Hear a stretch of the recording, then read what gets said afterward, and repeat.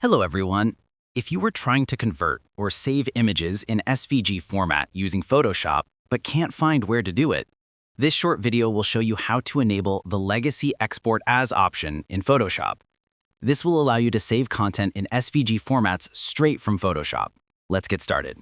First, open Photoshop. Then go to Edit in the top left-hand corner. From the drop-down menu, choose Preferences and go to the General tab. Then select Export. This will open a new window.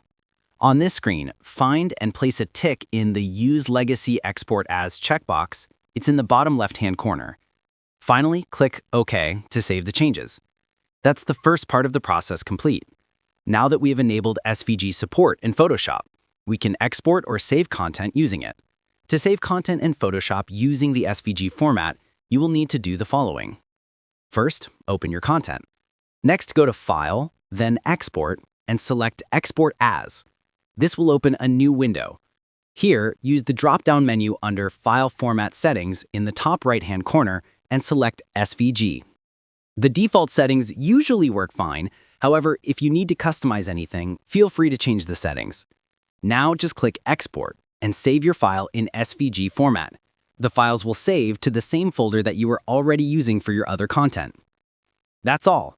Just keep in mind that using SVG format for non-vector content isn't ideal. Now, if you go to your output folder, you will see that your image is saved as SVG. If this tutorial helped you out, don't forget to like and subscribe for more helpful tutorials. Plus, if you got real value from it, a super thanks would be much appreciated. Feel free to reach out if you encounter any issues during the process. If this video helps you out, please leave a like and subscribe. Comment below if you have any questions. If you need further assistance, consider hiring a professional using the link in this video below.